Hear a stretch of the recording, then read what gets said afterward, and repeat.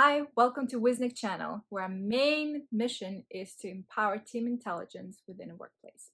Today we're going to talk about how to have a conversation, a valuable conversation with your boss, manager, who you have a hard time with. So a person who is much more headstrong, maybe inflexible, and that there's already some level of discomfort or even an open conflict. So unless you decided that this is not um, job for you and you don't want to work in this kind of environment, we still have to make do, right? And we still have to um, have these kind of conversations. And so today I'm going to talk about uh, tricks and different skills that we can apply to make these conversations more productive and valuable. And so the first thing is to recognize is that just like two pieces of the puzzle, the person that for whatever reason you dislike or they rub you the wrong way, uh, there is something within you that matches that energy or seeks that energy. And so it's really, really important to first starting to be aware of your own processes inside and your own emotions and thoughts and reactions. And so that's definitely like the groundwork, and that's not going to take a short time to really figure it out, but start noticing kind of why certain things rub you the wrong way. And then in the actual conversation, so number one rule is to keep it super short, right? Concise and short. So stay to the point. And so when you bring up something and then you notice that um, the response that your boss is giving you offends you, basically you start noticing that there's some emotions in you. um, See if you can stay with that. So, recognize that emotion and keep at your point. And so that's very, very critical. So you start noticing that something is, basically pissing you off and it's not kind of what you were envisioning or what you wanted out of the conversation. But the moment you notice it, go back to your original point. There is a point that you need to make, right? There's a point to a conversation. And so, what it is it that you want to bring to the table, right? Another one is finding common areas that you can build on. And so, for example, if the boss responds and there's overall the message is not kind of what you intended and it's not going the direction you want it to, but there's got to be something that you can validate and you can say, okay, well, this is interesting, how about we explore this a bit more.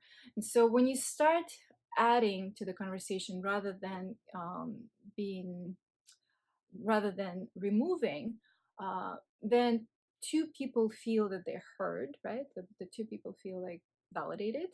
And so there's an opportunity then to potentially even to come out of this conversation with an output that was even more interesting, creative than you came forth with.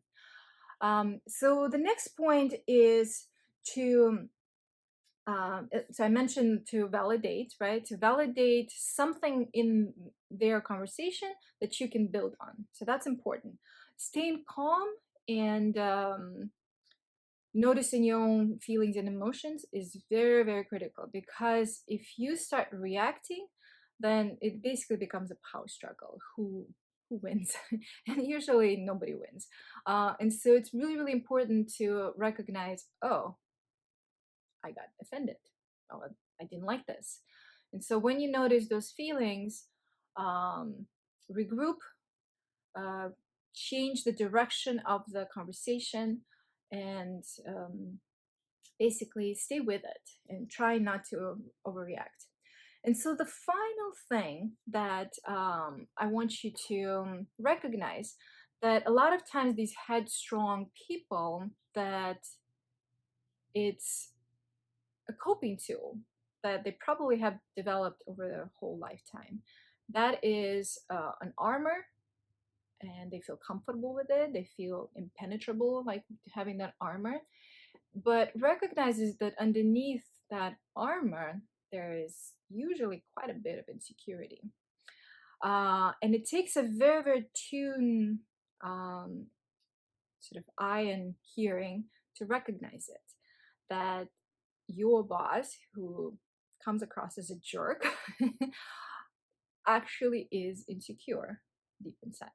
And that is years and years of um, protection that they have built in order not to feel vulnerable.